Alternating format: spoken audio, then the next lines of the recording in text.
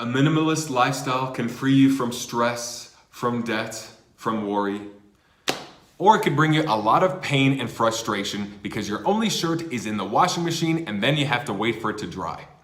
In this video, I'll go over the pros and cons of a minimalist lifestyle and the way to do it right so it brings you bliss rather than frustration.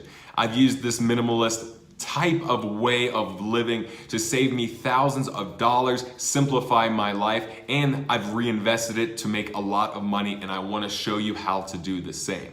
Welcome to the Millennial's Guide to Money, where we teach you how to dominate your finances and own your life. Let's begin. Oh good, my shirt's finally dry. So what is being a minimalist anyway? There are dozens and dozens of definitions, but for me, it's an intentional way of life that ensures every purchase and every possession delivers me a high value to enrich the quality of my life. That's my definition. Now, as Americans, we are the exact opposite of minimalist.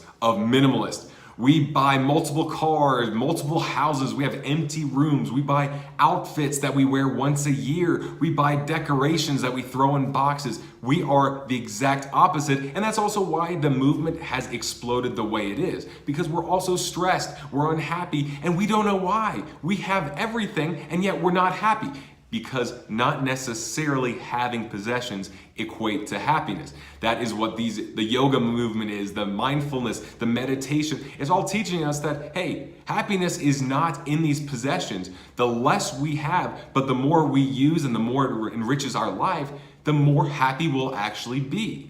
Now, a lot of people do minimalism wrong because they limit their possessions to a certain number. I'll only have 2 t-shirts, 1 pot, 1 pan, 1 piece of floss, whatever it is, and they have to hit a certain number. Now, I understand having only 100 possessions in order to reset your life, so then you're very intentional about what you buy. But when you stick your possessions to just 100, if I only had 2 shirts, then guess what? I'm doing laundry every day or every other day. If I only had 1 pillow, then I don't have one between my legs. I might not get good sleep. If I had 1 pot, then I have to make things separately. I can't cook a full meal at the same time. To me, that's equally as stupid as having a whole pot collection, not marijuana, like a whole thing of pots and having 3 of them in storage and I only use 2 of them. That's being frivolous and careless on one side and then overly conservative on the other.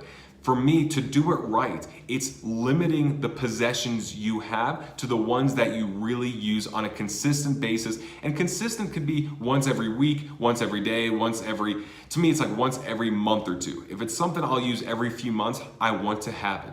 If it's something I use once a year, like Christmas decorations, to me, it's not worth having it in a box, having it in a storage unit just for Christmas to roll around. I'd much rather go without. Now, the reason I got to this point is because in the last 7 years, I've moved from Tampa to Miami twice, New York once, moved to South Africa briefly, moved to LA, and now I'm back to moving to LA. And when you go through that many moves, you find out, hey, you know what? I haven't worn this shirt in months. I don't really need it. But this shirt over here, I wear every week. Okay, that's one of my favorites. I don't use this appliance. I use my blender all the time. I need a blender. That is vital to me. I need my laptop. I need my iPad. I need certain things. I need this tripod. I need my phone. There's basics that I absolutely need. And over time, you realize, you know what?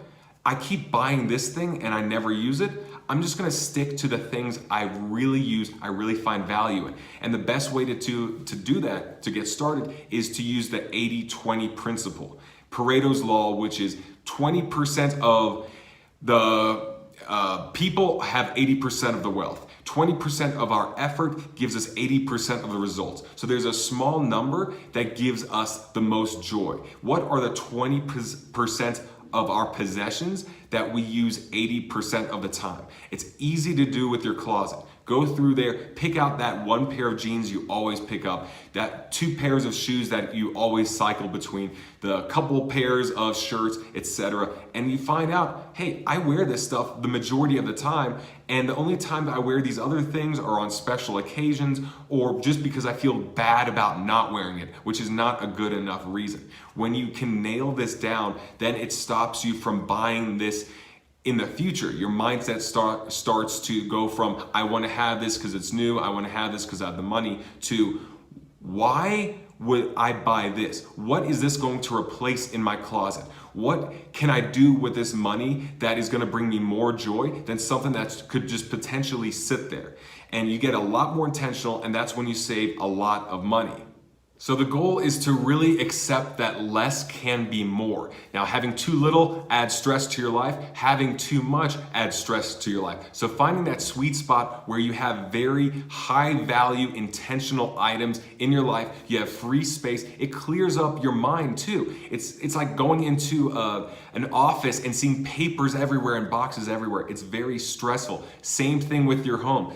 Declutter, take away all the stress that's necessary so you have peace of mind. When you have this mentality, you're gonna have to be sold on things. You're gonna have to go to the mall and some items speak to you so much, and you know deep down how much this will add value and raise the quality of your life for you to buy it. And it's a great feeling, because while everyone else is buying out of emotion, buying out of habit, buying for whatever reason, you know what brings true value to your life and what doesn't. And if you ever fall for it, I recommend don't open it, keep the receipt as long as you can, look at that return policy, and make sure that you got 30 days to return it. You wait till day 27, 28, 29, you see if you still want it. If not, you return it. You let the impulse, the emotion out of it. You bought it out of emotion, now you can return it out of logic. That is what I have done for years. And instead, I highly suggest investing in things that matter, like experiences, growth, retreats, vacations,